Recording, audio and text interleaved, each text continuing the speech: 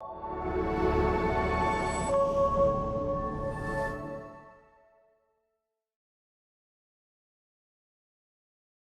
everyone, it's Rest for the Wicked co-host Adam here. Before we start this episode, I wanted to jump in. We usually do like a cold open intro with someone who's having a problem with rest that we think we can address.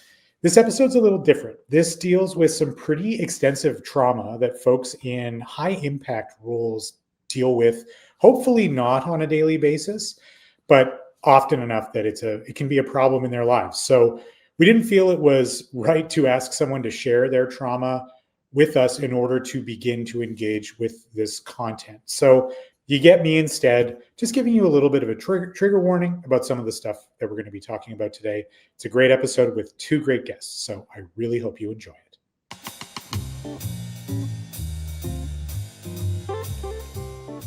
Rest for the Wicked is produced in Calgary, Alberta on Treaty 7 territory, the traditional lands of the Blackfoot Confederacy comprising the Siksika, Piikani, and Kainai First Nations, the Tsuut'ina First Nation, and the Stoney Nakoda, including Chiniki, Bears Paw, and Goodstoney First Nations, and the home to the Métis Nation of Alberta, Districts 5 and 6. We make this acknowledgement as a small gesture of reconciliation with the Indigenous peoples who have lived on these lands for centuries. Hello there, I'm Adam Rozenhart. And I'm Dr. Lisa Bélanger. And we are thrilled maybe isn't the best word, but we're eager to discuss this topic today with our two guests. We're going to be talking a little bit about trauma, big trauma, traumatic events, and how you can find rest in those kinds of situations. And we've got two experts with us today, and I'm going to ask each of you to introduce yourselves, starting with you. Sure. Yeah, my name is Bailey Poucher-Chartier, and I'm a registered psychologist here in the province of Alberta. Prior to my work as a registered psychologist, I was a child protection worker for 7 years, and I ended some time there on a joint unit with Edmonton City Police, where we responded to imminent cases of child abuse and neglect that had a child welfare and a criminal component to it. And that really pulled my passion for this topic of working with public safety personnel. So that's the primary focus of my practice. Can you define public safety personnel? Certainly. So that typically we would talk about first responders. So that was like more of an old terminology. In 2016, the government of Canada really realized that folks needed more. And so they defined that term for us a little bit better, which is meant to encompass police, fire, ambulance, corrections, border security, nurses. Throw some in there if I'm forgetting. Fish and wildlife could come in there. Wow. Sheriffs here in Alberta. So it's just a broader term for those that are responsible for our safety. Well, thanks for joining us, Bailey. Thanks. And how about you, sir?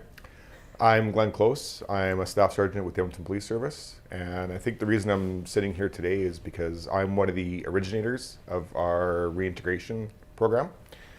It was a program that we started in 2009 to look after our members after officer-involved shootings. And over the years, we saw the need to grow that program into other areas. So not only do we help members after an officer-involved shooting, we've helped members after serious car accidents, serious collisions, SIDS deaths, other types of traumatic events that our members are responding to on a routine basis. That program also grew into the space of helping our members come back to work after a diagnosis of PTSD, operational stress. So this was not my career path. I never intended to do this work in my life with the EPS, but I can tell you it changed my life. Wow. It changed my perspectives of the body. It changed my perspectives of rest and of sleep, and how we can do a much better job at looking after ourselves and get out of this career as healthy as possible. Sure. It's been the best part of my career. I can honestly tell you that. Amazing. Yeah. That's great. Yeah. So you guys talk about really hard things all day. That's what I'm getting from these descriptions. Mm-hmm. And I think that takes so much. And so I'm going to ask this question a little differently. How do you guys get rest for your own professions, talking about really difficult parts of life all day? Yeah, me first.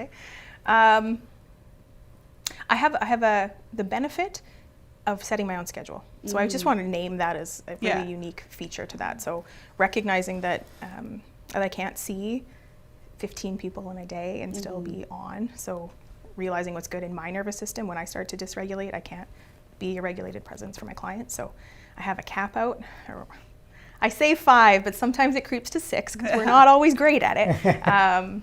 And really only 3 days a week. So, okay. So really titrating the amount of exposure and then making sure I prioritize sleep. But I know that's a unique feature I have that not everybody does. So what do you do on the other days? May I ask? Just freak out quietly. Like panic in the corner. And I'm a student as well, so I'm working on my PhD or my my doctorate degree. So that I really love learning, and that's restful for me. Yes. So figuring things out and learning about new things, I think not everybody understands that, but I enjoy it a lot, reading. That's the part of the podcast. So rest is different for everybody. Yes. And this is a huge thing. It's like what fills your bucket. So like rest, so many people perceive it as sleep, which can be obviously an incredibly restful experience. I don't know, so I've heard. Yeah, I wouldn't know don't either. do a lot of it, but it's what fills your buckets. They have the energy to do the hard things, right? Yeah. How about you? It's interesting because you hit the nail on the head that there is a difference between rest and sleep, and I think we often equate rest to sleep. So for my answer, personally, for me, is going to be twofold. I think a lot of times when we struggle with sleep, if we're going to talk about sleep, is, especially in public safety personnel professions, the hamster's on the wheel. Right. We lay down, we're trying to sleep, and we're still reflecting quite a bit on the day and what's coming up. And for me, what I've come to realize for myself is my life sits in 2 very black and white realms. Things I can control and things I can't control. And I have been able to really compartmentalize the things that are not in my control, which is hard for public safety personnel because often we're control freaks. Control enthusiasts. Yeah, Enthusiasts? Yes. Oh, Yes, that's yes. the new vernacular? Okay, good. Right. Exactly. I'll fix that for next time. So for me, I'm able to actually really kind of turn the light switch off for myself, turn my brain off at night when I need to go to sleep, and just realize this is not in my control. I can shed it, or the things that have been in my control, I did that today. And so the sleep aspect of rest, I'm actually very good at, and it frustrates my wife because I am like that light switch. She's actually woken me up at times because I've fallen asleep so fast, and she's like, "Are you kidding me?" And so I know I'm a bit of an anomaly, but I take that and then I teach it to our folks and say, "Well, this is what works for me. This is what maybe will work for you." Yeah. And then the other aspect you mentioned and you hit on very well is what's rest. And I think that's where in public safety personnel professions we sometimes fail at, is we only, like I said, we equate rest to sleep, where rest is being able to disengage from work and find the things that allow me to stay very focused, very engaged in my home life. Yeah. And that might be a myriad of things. It might be just sitting and zoning out watching a hockey game. It might be painting. It might be going for a walk with the dog. That too is rest, but we don't focus enough on that, I don't think. Yeah. And I like the analogy too of the hamster on the wheel, because I think of that as like, how do you get the hamster off the wheel? So like, of course, actual sleep, but what are the things that take your full brain away and to be in the moment or to be present with what you're doing after work when work is or can be so all consuming? And certainly in public safety personnel, right? Yes, got it. But also you can say the same thing for entrepreneurs or people that, like, in a different way, of course, but like having that always on mentality has been huge. And obviously a huge part of this podcast and why we're doing it is because it's so predominant. The additional challenges within the profession and the role really make this unique, though. Yeah, what's interesting about what each of you have said is you've found at the best of times you have these outlets. Why is it, in your experience, that when someone experiences a terrible, tragic, traumatic event, that rest is kind of the first thing that goes? I almost, in answering that, want to do a little bit of a separating 2 concepts. Please do, Here, if that's okay. Because there's the traumatic events, there's the occupational stressors that happen where it's a big call, it's the SIDS death, it's the officer involved shooting, it's the big one. And then there's the paper cuts that happen every single day. Sure. And so I think in in my experience anyway, with folks across the couch from me, those paper cuts every day aren't being given enough weight, and that's what gets them. So with both of those then, Yeah. how do we talk about rest within that context? Like why, say the PTSD from the big traumatic event or the paper cuts, why is rest something that falls?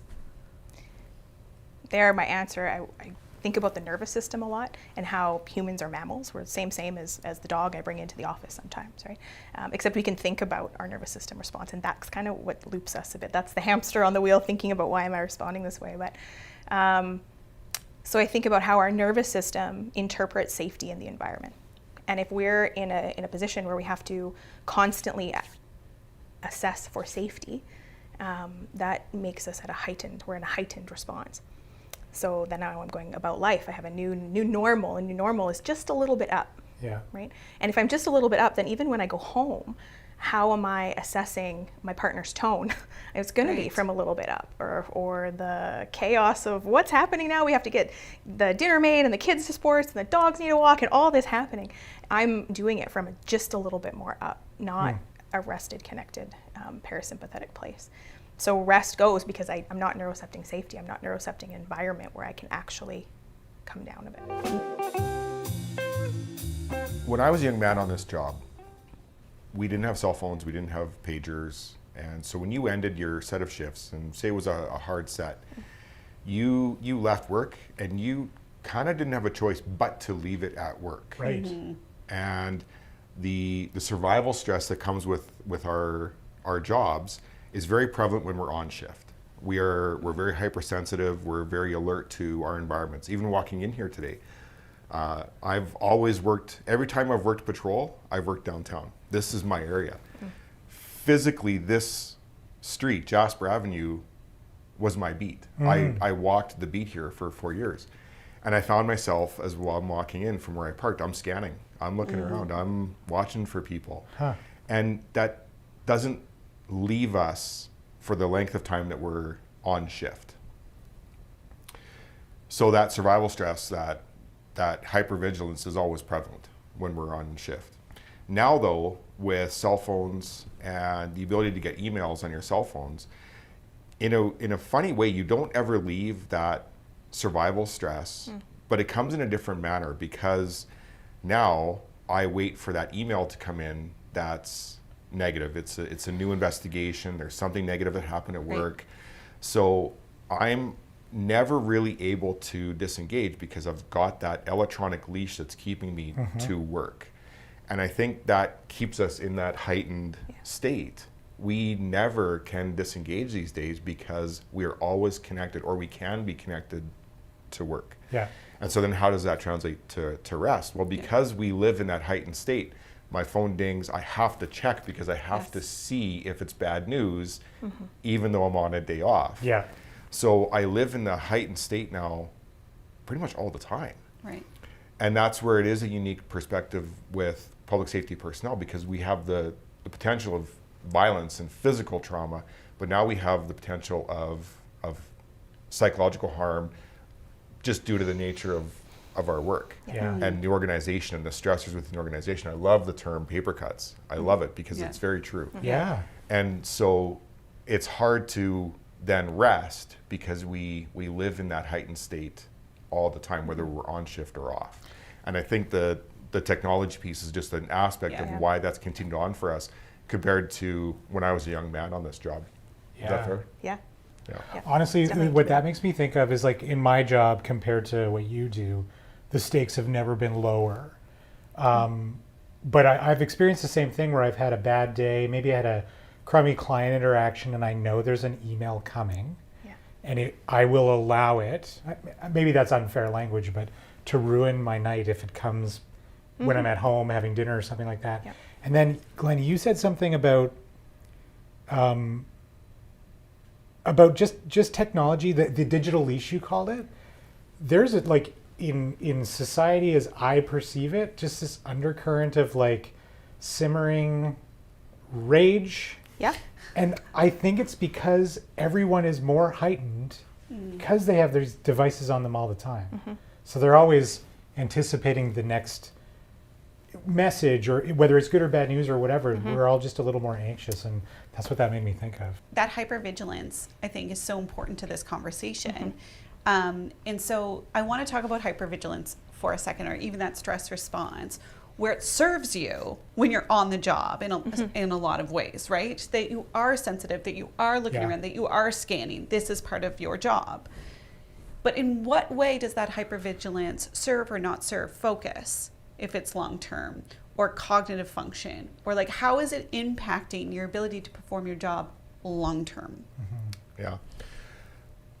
Do you want that one? I have thoughts. I always have for it. thoughts. I have thoughts. I have thoughts. That's actually a great name for a podcast. I have thoughts. You're welcome. Yeah. Everything is yours now.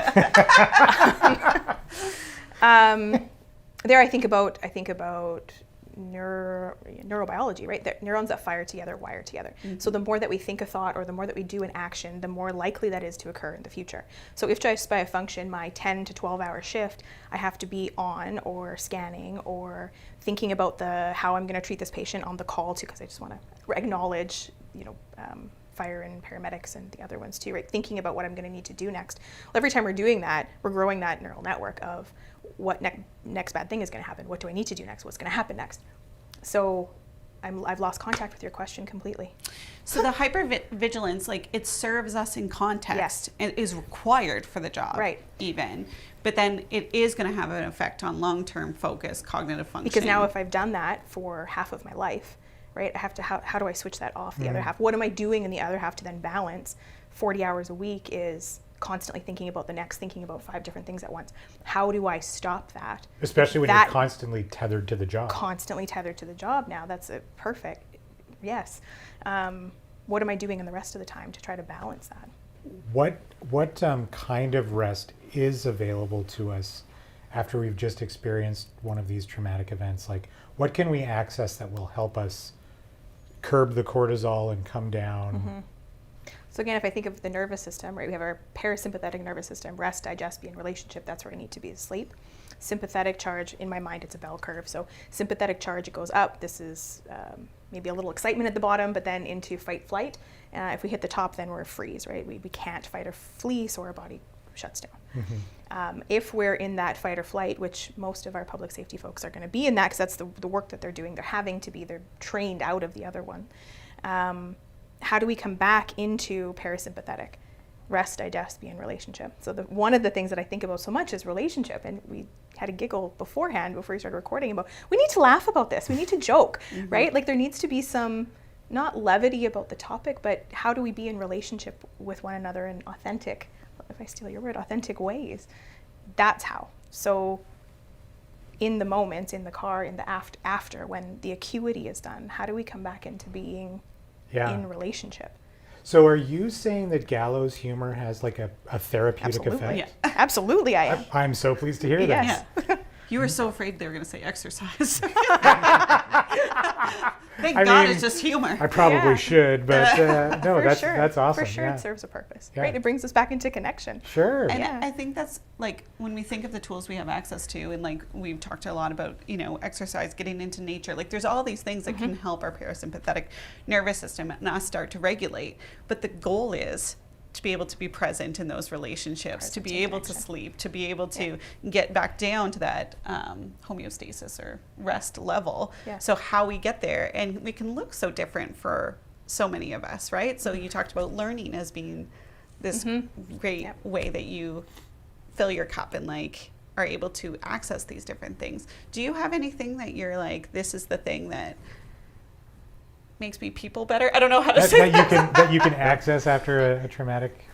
We have lots of formal programs within our professions, and the formalization of peer support has grown greatly since my time as a junior man doing this work, and that's great. But at the same time, I want people finding what works for them, because we're humans, we're very different. Sure. So when I teach on these things, like I will be very directive with folks to say, you need to find what works for you, and you need to find that process that you can find that becomes a habit.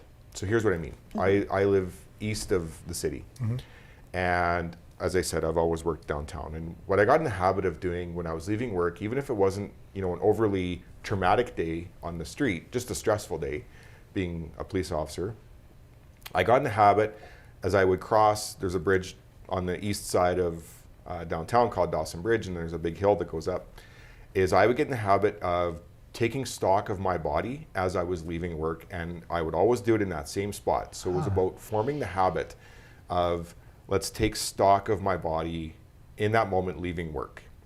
And what I found was, and I joke about this, and we talk about humor being a good thing, is I would often be driving in my truck, and this is how I would look in my truck. I would have this furrowed level of stress right here in my forehead, and I would be like, what are you doing? Just relax. Yeah. And I would, even as I was driving, I would find a way to evaluate my body and where was I holding my stress. And I would almost do a bit of a pinprick of that area and try to release it. A lot of us hold stress in our shoulders. So at times I'd be also driving and I could feel the stress in my shoulders, my big massive shoulders, or the traps, right? Yeah. So the lower portion below the neck. And so finding the habits that worked for me as I'm leaving work and getting into that, like I say, that habit. And then from there recognizing, well, what truly works for me. Yeah. Walking the dog, reading, finding, and it's not just even the moments within the day, but grandiose. What are those bigger things that I like to do on the weekends, coaching, engaging with kids, things like that are going to help reduce those cortisol levels and remind me that they're still good in the world. Yeah. And that was, I'll come back to one, we had a homicide last year that was very problematic for me and my folks. It was a really traumatic event for our folks. And I struggled with it in the days after. And one day I remember coming home, it was a couple days after the murder, and I got to the front of my house and the front lights were on, and this was December, so it was getting to be Christmas time. And this goes to your question about what do we do? And I talk about these things, but we're also notoriously bad at taking our own advice. Yes. So I'm very proud of this moment where I stopped, I got out of my truck, I got home, and I just absorbed the peace of my little cul-de-sac at 4 a.m, and the lights and the vibe and the feel of a very quiet environment when my day's been filled with a lot of noise prior to that point. And I took some photos of the lights at the front of our house, and I reflect often on those photos. I'll come back to them because they reminded me, yeah, you did this right once. For sure, you did it right once, that you allowed yourself to feel what you needed to feel, to recognize that it had been a very traumatic event that you'd been through with your folks, and that you were able to then get that rest, right? And so it's about lauding our successes as well when we actually get it right. I want our folks feeling what it is in their body, what their body's telling them, and turn into it. Don't turn away from it. Yeah. Yes. If your body's telling you need to feel this, then let it be felt. Yeah. And it's uncomfortable, it's hard, but I feel for me and for the folks I've been able to work with over the years, that's the path. And it's all mindfulness practice, stopping to notice things and how the things like the Christmas lights, how that made you feel. And then you took photos of it and stuff like that. This is the stuff I get told all the time about what I need to do with my nonsense. I know it's not nonsense, but Yeah. But I think even if you look at all the happiness literature, it comes down to, can you slow down enough to experience the mini moments of awe, which is the Christmas lights, seemingly small, but if you can feel that and get it, that is what is linked to happiness.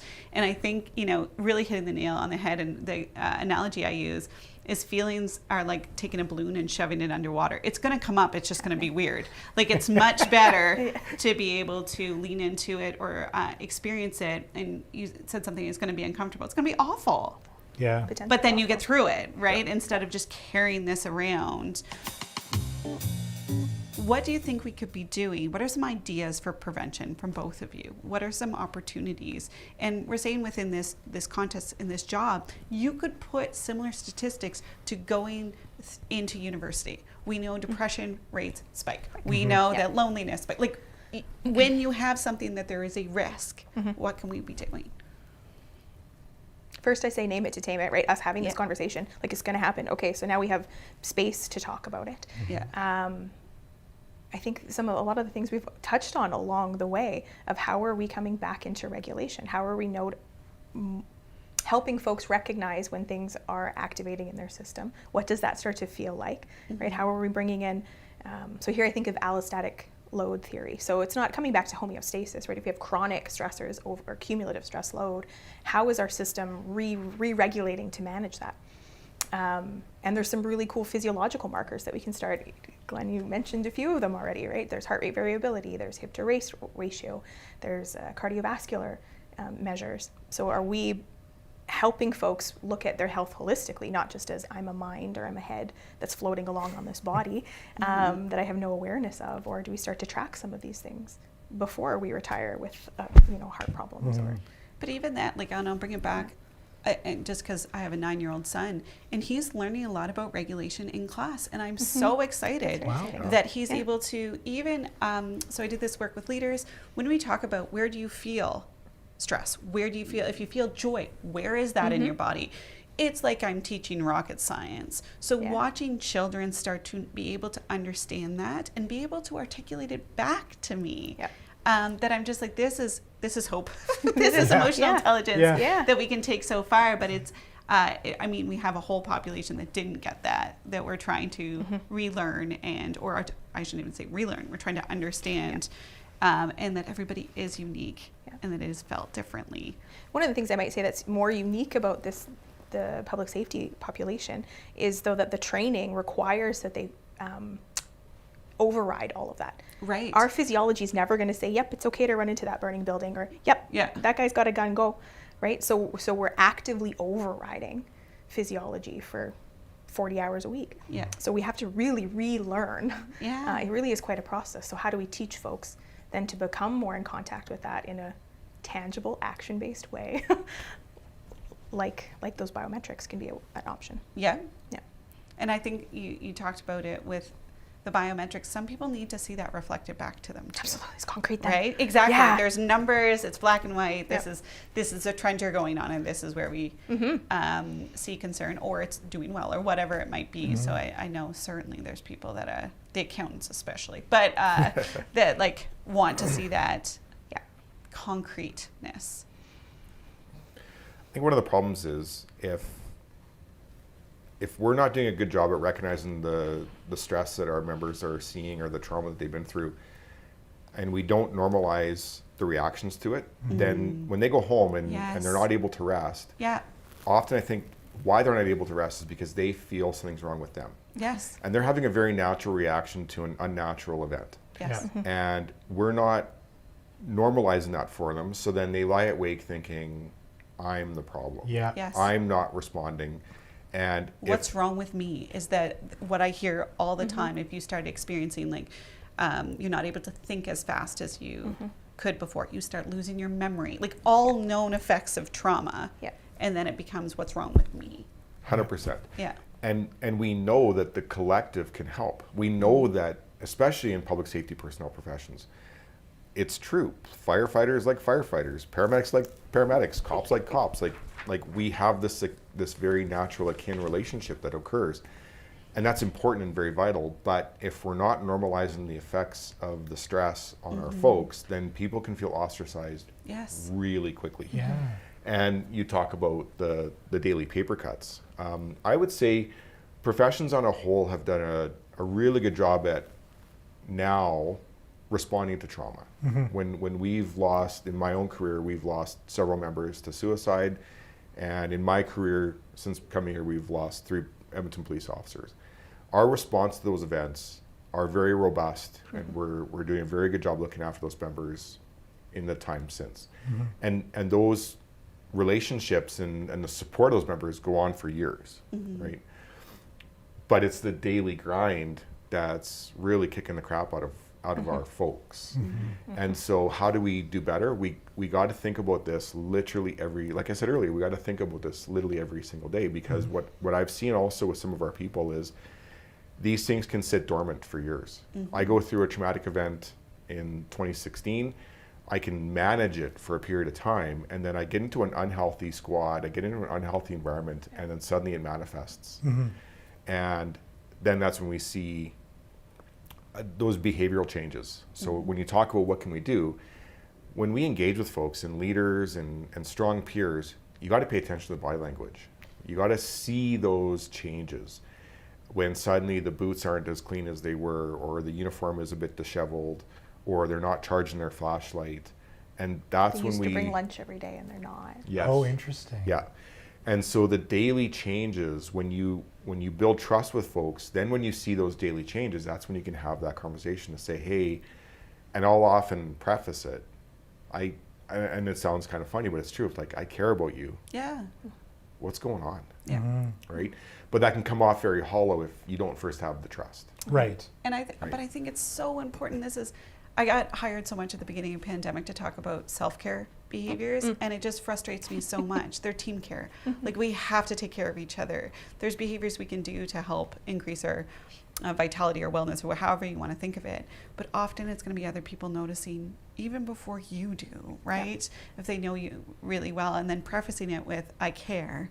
It's coming from such a good place. This isn't a critique on you. This is an invitation to figure out what we can do to help and support. Like, having that acknowledgement, we will all want you to be successful. What can we do to help versus what's wrong with you? Yeah. Like, again, that language coming in. Can I ask specifically what you do for reintegration after a traumatic experience? Is it after a traumatic experience? Is it after stress leave? Is it after both? Like, how does it work? The program is designed to account for anything that a member may be experiencing that's kind of affecting their life. So certainly after a traumatic event, in the short term, like an officer-involved shooting, a traumatic event where somebody's lost their life, a serious collision, things like that, we're going to work with them within probably 7 to 10 days. And one of the biggest parts of the program is listening to their story. Is giving them the opportunity to, in a robust way, tell us exactly what happened. But the conversation isn't about an operational debrief. So when we do an operational debrief, it's what were the steps? Did we follow policy? Did we follow the procedures? Blah, blah, blah, blah, blah. It's not about that. This is more, what did you feel at that time when you saw this piece that we've identified as a bit of a hotspot? What did you feel in that moment? What did you feel in this moment? Things like that. And then once we've heard the story, then we're going to tailor the program where if the concern is listening to gunfire again, we'll take them back to the range. If the concern is screams, we will create an environment where we will allow them to hear screaming. So it's like an exposure therapy It is, approach. yeah. And we'll often do that in concert with a clinician, right? Because we don't want to step outside our lanes. Sure. But we want to early on, soon after the trauma, allow them to experience what they need to experience for their body. And the way that I always say it too is, let's say we early on, after an officer-involved shooting, take a member back to the range and they experience something, which often they do. That's great. That's good. We want them to experience that, because then we, in a very safe environment, we allow them to feel what they need to feel and then move forward. Yeah. But it's also a win if they don't feel something. So if they go there and it's like, we do the exposure to gunfire and they're like, I feel good, that's a win. But now we know that we've already explored that area and it's not a concern, hopefully, going forward. Gotcha. So it's a really unique program because we get really creative where we can build the program to what the member needs and the exposures that they need for them. And that's really the really key aspect, is it has to be very tailored to what they need. I've gone back to the scenes of traumatic events with members. We've done mock-ups where we've actually physically built a space that looks similar to the space of their traumatic event. Wow. Screeching car tires. We had a member who for a long period of time at a call was standing with his gun out of his holster. So he's got it in his hands, and it was wintertime. It's cold here, so his hands froze. So flash forward, he needed to feel what it was like to try to manipulate his gun with frozen hands. So at the range, we put his hands in a bucket of ice water. So it's like, okay, let's emulate these things in a way that they would never do before. So then that comes down to the validation that we talked about before, is our members feel validated and listened to because we're really tailoring what we heard from them. That's our short-term program. So we're doing that, like I say, within 2 weeks of the event. We're trying to pop that bubble as early as possible. For members with PTSD, we'll do things similar, but we'll just lengthen the program. So we'll find Post-traumatic stress disorder. Sorry, I'm just, for those that don't know, post-traumatic stress disorder, maybe you can give context to this, is typically diagnosed how 3 months after. 3 months after. Yeah. So you have the, what's it called? Acute stress disorder. Acute stress disorder for the first 3 months, and then it would go into the post-traumatic stress disorder. I'm so sorry for interrupting. Thank you. Yeah. So, or it might be operational stress, it might be sanctuary harm, it might be other types of concerns that they have coming back to their job. Even a confidence gap. If we have an individual that was pregnant and left, had their kid come back to work, they're off the street for 18, some odd 20 months, because as soon as they announce that they're pregnant, they're not working the street. Right. So this confidence gap develops. Sure. And they've been away. They've been in parent mode for this length of time, and it can be hard to come back to the job after you've been away with your child. And so we'll build the program for what that person needs as well, because again, that confidence gap has grown. So what we've seen is it's really important, again, to acknowledge what they need for themselves. And again, that does relate to, the whole purpose for your podcast is about rest. And when we acknowledge what they're going through for themselves, no matter what it was, that helps them settle and sleep and rest and things like that. It's also have to create this idea of they got me, like these people have my back. I think that's what's so beautiful about it too, is just knowing people care, they're tailoring something to you, and they're like standing with you as you advance through it. That's incredible. It's proving when you say, hey, I'm talking to you about this because I care about you, which I love. Yeah. So if you think of everything else, I'm neurocepting danger, right? Everything else I see danger. Well, now I have the opposite, right? I have somebody who's saying, no, I got it, right? I see you, I got this.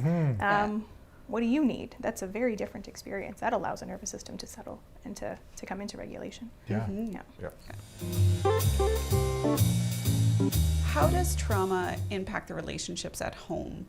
And how can people support those going through trauma or in one of these professions? I think I might rewind to what I said earlier. If our nervous system is up chronically, right? So I'm generally seeing things as a bit more dangerous because I'm activated, right? I haven't had the time to settle back into my body and notice. I might take the expression on my partner's face as a personal slight than not, right? Or I might be a little bit less empathetic when the toy is broken, when I walk in the door and it needs fixing, but I don't care about that right now. Like, why are you attacking me, right? So there can be a lot of just, I want my partner to engage back in family life, but that becomes an added stressor. Well, now I haven't had time to come down. I've gotten home, I'm meant to be safe. I don't have time to come back into parasympathetic regulation. These things keep it building. So I think a lot of really well-intentioned, right? I want my partner's home, they're safe, I want them back in life, can keep things up, right? Yeah. So I get really curious with my folks and with the families of folks in public safety of how are we allowing for a gap, right? Is there something that we could do just before they come home or right when you come home? Maybe I just need a hot shower. I just need to wash away the day and then I can come and re-engage in family life. It doesn't have to be a big long thing always. But I need a shift. I thought you were going to say a stiff drink and I was like, that sounds great. I mean, preferably not. Yeah, probably not. It's not a great idea. But that would be on the other side of things, right? Yeah. But we're asking our folks to, I've heard it called code shifting, right? At work, I can't access all of my emotions. It would be completely maladaptive for me to feel every feeling of the person that I'm interacting with. It'd be a puddle on the floor if I really felt the trauma of those experiences. And now I'm coming home and I have to feel all of the things. My partner wants me next to me or wants to be next to me. My kids want me engaged.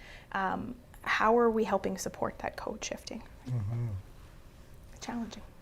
I think it's a lot of understanding exactly within the families of what's going on for the members, so that there's a little bit of grace. And that's not to say that a family unit needs to live around the schedule of the police officer, not by any means. Right. That's actually problematic too. Yes. That's a whole other, yes. Yeah.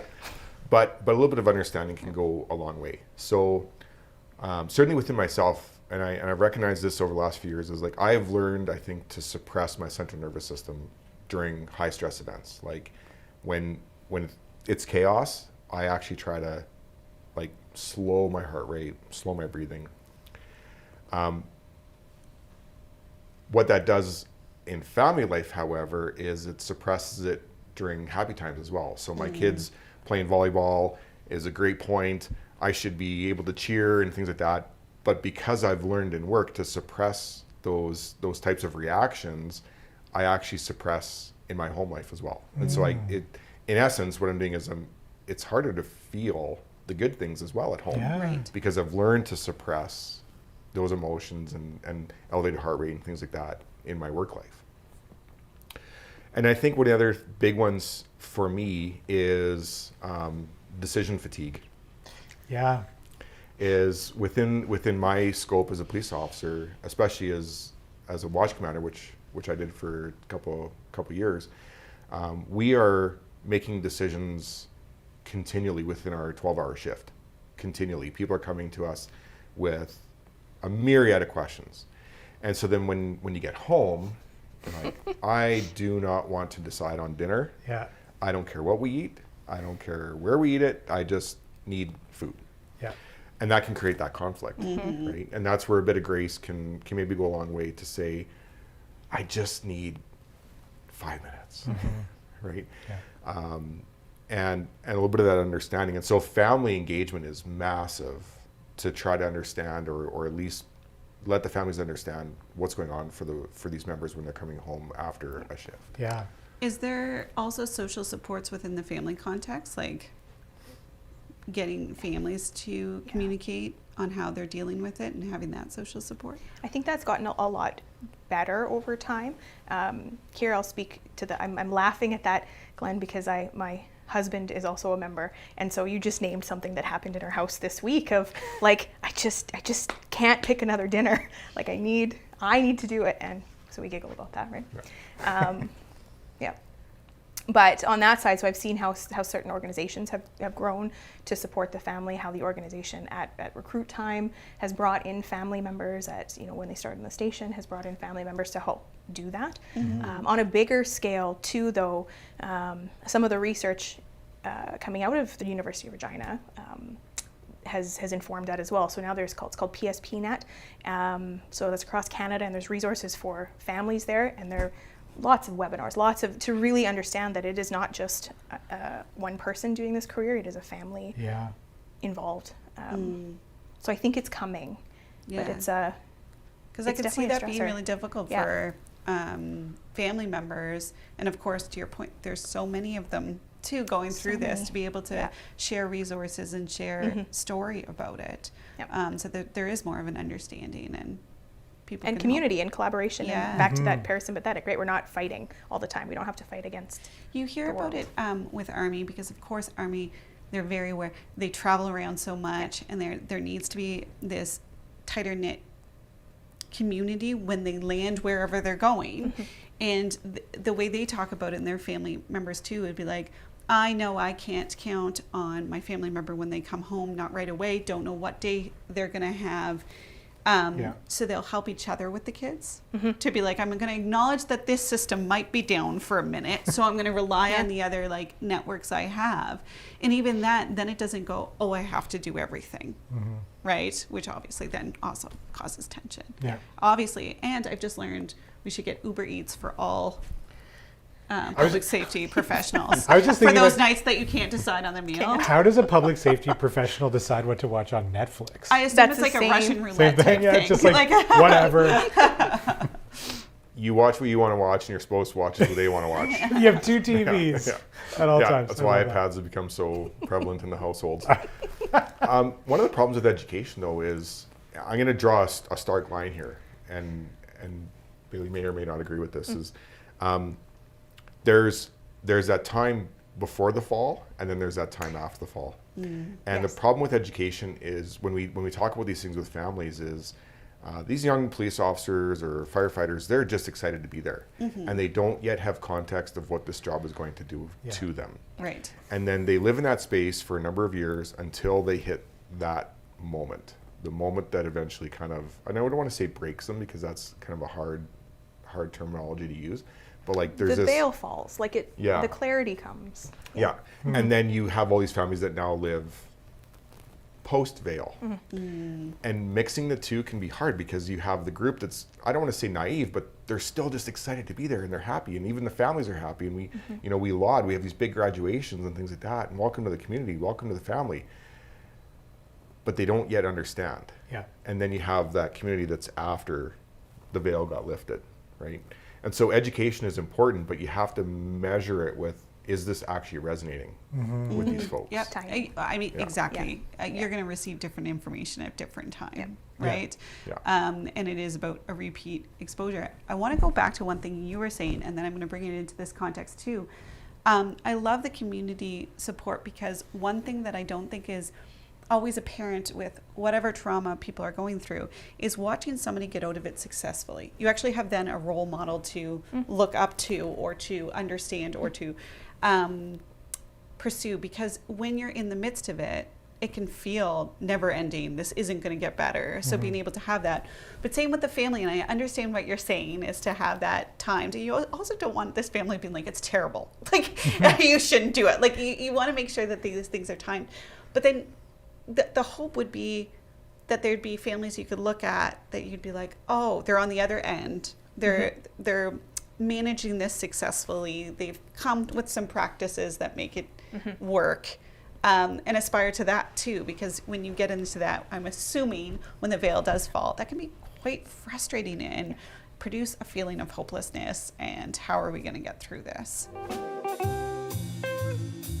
What are the things that are necessary to do proactively so that when the veil does fall eventually, we're sufficiently resilient to deal with it? And I mean, like, it's going to be difficult for everyone no matter what. But what are the practices we can engage in so that we are more prepared to cope with that? For me, it's leaders in an organization need to ensure that their folks understand that hard times build you, and they're not there to crush you. So I am of the firm belief that resilience and strength only gets built through adversity. Okay. And so early on, when we have these recruits or these younger folks that are still enjoying the job and are truly excited to be there, I love working around those folks because they keep me engaged still. 26 years on, I still love doing this job because I get to work with these young folks who are still so excited to do the job. But when they do struggle, we need to make sure that they understand that the struggle is important and real to build that bucket of resilience or bucket of strength that they need later when things get extra hard. Right. Right. I think I'm a relatively mentally strong individual, but I've been through a lot of stuff too. But I think I've always had that good perspective that stuff is building me further into who I need to be in the future. And so it's a huge perspective of hard times are good for us, as long as they don't completely crush us. Right. But hard times are good for us, and we can't bubble wrap people. We can't shield them from things. We need to make sure that there's that culture of understanding that you're going to go through hard things, but that's not a bad thing per se. And there are people to support you there. Absolutely, yeah. And it's having those hard conversations. And then, although I talk about, pre-veil getting pulled off and post-veil getting pulled off, and I don't want to say we don't have those conversations with these young folks who are still energetic. We do have these conversations, but what I want them to remember, the only thing I need them to remember is when they hit that dark time, who to call. Yeah. That's all they need to remember. Yeah. Is who to call. And if I'm that face, then that's perfect. Yeah. Is when that dark time comes, just know we're ready for you. Yeah. I love that. I would just add 2 points. to go along with that. 100, like the stress inoculation training, right? That is what we do, is we say you're going to go through a stressful event that's just outside your comfort, and you're going to get through it, so you're going to feel better after. The key that I would just add is that we have to have rest after. We have to have a period of deactivation. So if we're noticing that it's like call after call after call and I'm up here, we might need more time to come down back into re-regulation. If we're not giving ourselves that re-regulation time, if we're not checking at the bridge, how scrunched is my face today, right? Then I think that's a really important component of your example that I think gets lost. Right, where I see folks because they say, well, I should be able to. Resilience is being able to hold this. Yeah. No, not indefinitely. Yes. Right, it is being able to hold it, but knowing there have to be breaks in it. There have to be, so that you can, just like when you build a bigger muscle, right? You're tearing and you're building it back up. It's rest days, for that exact analogy. I talked about one of the things I keynoted on for a long time was resilience, and I said it's been misunderstood because it's how quickly can you get up after you fall, and you're like, no, what if you're going the wrong way? You have to learn and rest. Yes. Those are key components of resilience. Yep. And if you shift over those, yes, you're not going to get the strength that you're trying to build. We're actually doing the opposite, right? Exactly. So if we aren't checking at the bridge, right, and it's just growing and growing and growing, right, that's where we get the cumulative stress injuries. So I think that is just such a key point and it's built in all of your stories. Everything I hear you doing, that's so much a part of what I think works so well, is you're doing that, you're checking back in, you're making sure that deactivation comes. My other point is gone. It'll come back. It would have been so good. It was probably the best point of everything I've said today. To end on that too. I mean, you were going to add something, Glenn. Oh, your question earlier about kind of what do we see in terms of those folks that successfully kind of become healthy again, to use that vernacular, and it was a great question. It made me reflect, and I reflect on the folks that I've had the chance to work with over the years, and I'm like, well, what is the common theme of, like, what do I see in somebody that has successfully invested in themselves and then have essentially come back from, say, a diagnosis, and I think that's exactly it, is that they've learned to invest in themselves. Is I think public safety personnel, we are so focused on helping everybody else. We continually, and people may not think it, but we truly put ourselves behind everybody else. Yeah. Right. We really, really do. And for those that have suffered or do have a diagnosis, I see a shift where finally there's this moment of like, I'm going to look after myself for maybe the first time in my adult career. Yeah. And that is a beautiful thing to see. Yeah. When people prioritize their own health and wellness. And I know this is a broad bucket of like, what do I see in folks that have, like I say, healed, or I don't know if they ever fully heal, but have gotten to a sense of stability within their life. It's that focus on themselves, and not in a bad way. It's just, I finally understand myself and what I need. And even in myself, I do a lot of home renos, and I know the days I'm not able to do it because I'm going to wreck a piece of tile, or I'm going to mess something up, and I've ruined some material. So I've even come more in tune with not today. And that's often, all right. And often we power through.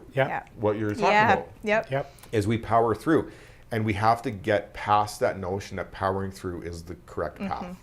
So for anybody going through this, and obviously with public safety professionals, but also other individuals, recognizing some of the things we're talking about, what are some resources? What are some good places to seek help? I mentioned one, the public PSP net, right? So that's a broad Canada-wide organization that has lists to lots.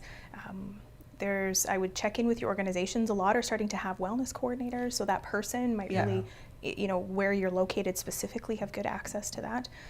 Peer support groups, particularly here. Awesome. Cool. Thank you both so much for chatting with us today. It was really enlightening. Thank you, guys. Thank you. Thank you. Rest for the Wicked was filmed on location in Calgary, Alberta by Philip Harrison and Centerpin Media. Pre- and post-production by Conscious Works and Adverb Communications. And of course, you can connect with us through the Rest for the Wicked Instagram and TikTok accounts at Rest for the Wicked Pod. And make sure you subscribe to Rest for the Wicked wherever pods are cast. I've never heard anyone say that before, so I wanted to I like it. We'd love to hear about your experiences and struggles with different forms of rest. And if you have an idea for a future episode, let us know that too. In the meantime, remember, get some rest so you can stay wicked.